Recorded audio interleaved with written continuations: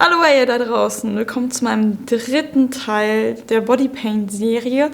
Dieses Mal erkläre ich euch, wie ihr schöne Farbverläufe machen könnt, und zwar ganz schnell und einfach.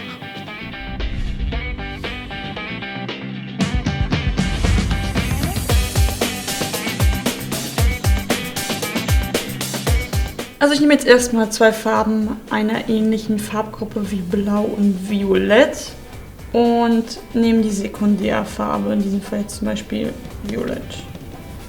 Tunkt ihn ein, wie so ein Kabuki-Pinsel wie im ersten Part erklärt, und streiche das Ganze so ein bisschen aus.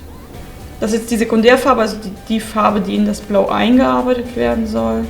Also die den kleineren Anteil haben soll am Ende. Dann wascht ihr das Ganze gut aus oder nehmt euch einfach einen neuen Pinsel. Und nehmt euch eure Hauptfarbe. Achtet darauf, dass ihr nicht zu viel Farbe habt. Und tragt das Ganze erstmal gut auf. Und lasst es erstmal etwas antrocknen, bevor ihr den Übergang macht. Wenn das Ganze etwas angetrocknet ist und ihr nicht mehr so viel Farbe auf dem Pinsel habt, dann könnt ihr es langsam ineinander streichen. Umso trockener der Pinsel ist, also ich nehme jetzt hier mal einen ganz trockenen, desto besser könnt ihr den Übergang weich machen. So, jetzt habt ihr einen ganz zarten Übergang von Blau zu Violett. Das Ganze wird natürlich jetzt ein bisschen anspruchsvoller, wenn ihr jetzt eine Farbe reinarbeiten wollt, die komplett aus dem Farbkreis rausfällt. Ich nehme jetzt hier mal Gold. Den Pinsel lege ich etwas trocken, damit ich besser die Übergänge machen kann. Aber trotzdem ist noch ein bisschen Farbe dran. Wie ihr sehen könnt, müsst ihr darauf achten, der Pinsel färbt sich halt ein. Es löst sich ein bisschen auf. So, jetzt nehme ich mir nochmal einen trockenen Pinsel, um hier nochmal das ein bisschen sauberer zu machen.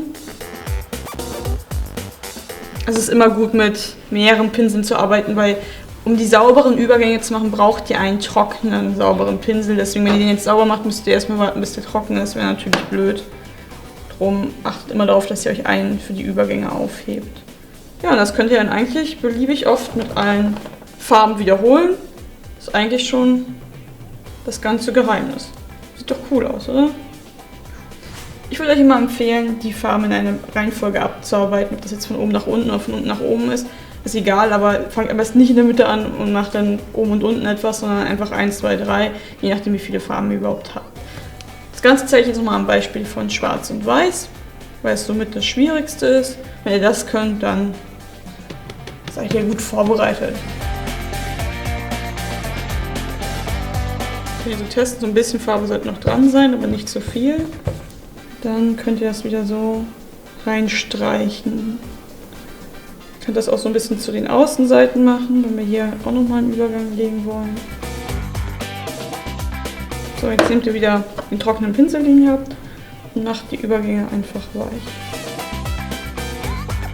Dafür darf halt die Farbe noch nicht zu trocken sein. So, und dann geht das nämlich super einfach. Hier sieht man natürlich den Kontrast, weil das jetzt eine glänzende Farbe ist und das ist eine matte.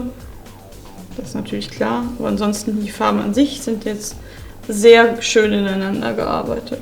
Wenn ihr den Effekt natürlich noch verstärken wollt, ihr könnt auch einen schmaleren Pinsel nehmen und solche Farbverläufe in kleinem machen.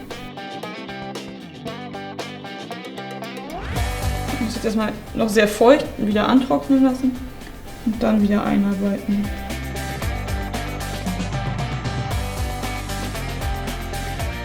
Das ist jetzt ein bisschen strichiger, wenn ihr das wieder sauberer haben wollt, dann könnt ihr wieder ein bisschen rüber tupfen und das smokiger machen. Also mit ein bisschen Übung kann das wirklich jeder, und das ist auch gar nicht schwer und schnell gemacht. Also nochmal als Fazit: Für jede Farbe nehmt ihr einen Pinsel, damit ihr den nicht auswaschen müsst, und für die Übergänge nehmt ihr einen trockenen Pinsel, den ihr auch immer trocken sauber bürstet, um die Übergänge sauber und ordentlich schön verblenden zu können. Das war es eigentlich schon. Wenn euch das Video gefallen hat und ihr es als hilfreich empfunden habt, würde ich mich über einen Daumen hoch freuen, und ansonsten abonniert auch meinen Channel.